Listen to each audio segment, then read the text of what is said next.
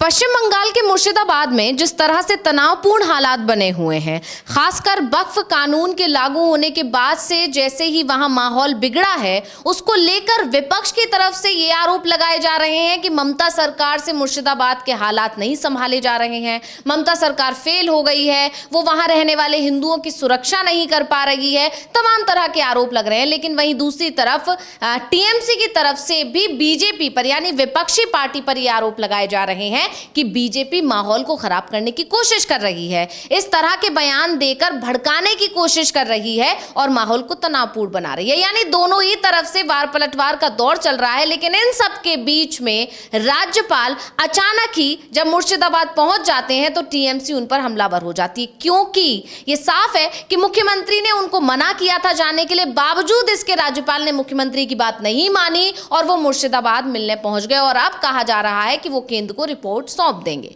लेकिन सवाल यहां यह है कि केंद्र ने तो कोई रिपोर्ट मांगी ही नहीं थी, तो फिर राज्यपाल क्यों गए?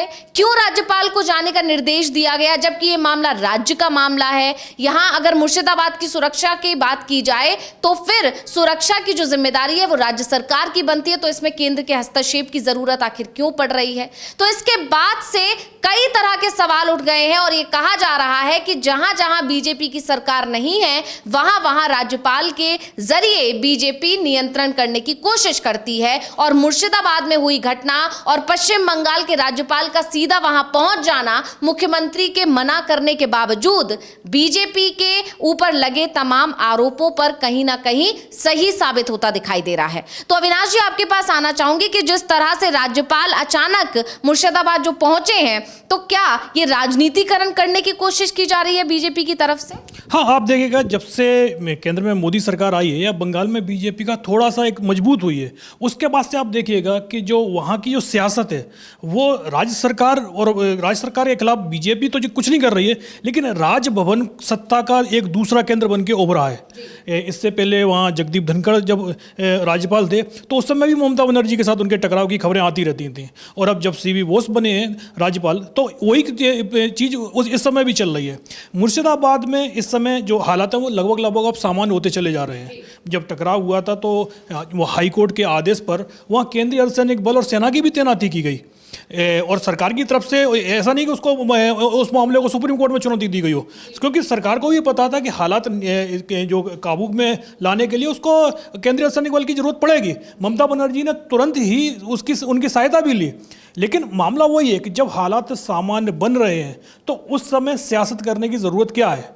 जब राज्यपाल से यह कहा गया कि अभी आप मत जाइएगा, भाई अभी चाहती तो ममता बनर्जी भी जा सकती थी ना वहाँ, वो भी नहीं गई, क्योंकि भाई यदि सीएम वहाँ पहुँचेगा ऐसी स्थिति में तो जाहिर सी बात है जितनी भी सुरक्षा व्यवस्था जो इस समय शांति व्यवस्था कायम करने के लिए लगी हुई है वो उनका पूरा का पूरा फोकस सीएम की सुरक्षा पर चला जाएगा।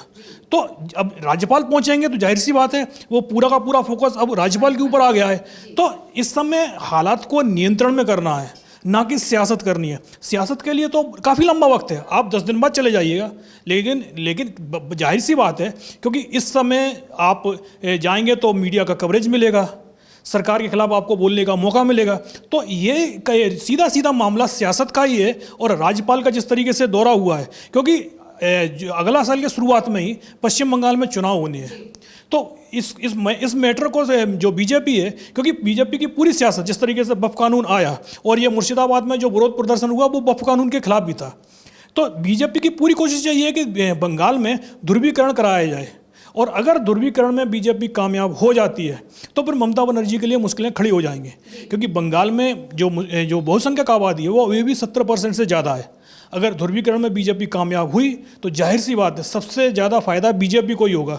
और इसीलिए ये कहा गया है कि राज्यपाल ने इस समय जब हालात वहाँ एक तरीके से नॉर्मल हो रहे हैं और इस समय राज्यपाल का जाना यानी कि बीजेपी चाहती है कि हालात नॉर्मल ना रहें। जी बिल्कुल, और ये पहली बार नहीं है जब इस तरह की स्थिति देखी जा रही है कि राज्यपाल के जरिए बीजेपी कंट्रोल करने की कोशिश कर रही है उन सभी राज्यों को जहां पर गैर बीजेपी शासित सरकारें हैं। इससे पहले दूसरे जो भी, चाहे हम तमिलनाडु का मामला ले लें, वहां पर भी राज्यपाल के साथ सरकार के मतभेद की खबरें आती रही हैं। अभी हाल ही में सुप्रीम कोर्ट ने जिस तरह से फटकार लगाई थी केंद्र सरकार को और राज्यपाल को भी चेतावनी दी थी कि आप इस तरह से बिलों को रख नहीं सकते हैं एक डेडलाइन के अंतर्गत, यानी एक समय सीमा के अंदर ही आपको बिलों को वापस भेजना होता है। आप उसे हस्ताक्षर करके दे रहे हैं या उसमें बदलाव करने के लिए किसी भी सूरत में आपको वापस भेजना ही होगा बिल को, आप ऐसे उसे रख के नहीं बैठ सकते हैं। इसके अलावा जब दिल्ली में अरविंद केजरीवाल की सरकार थी तब भी राज्यपाल के साथ उनके टकराव की खबरें लगातार आती ही रहती थी।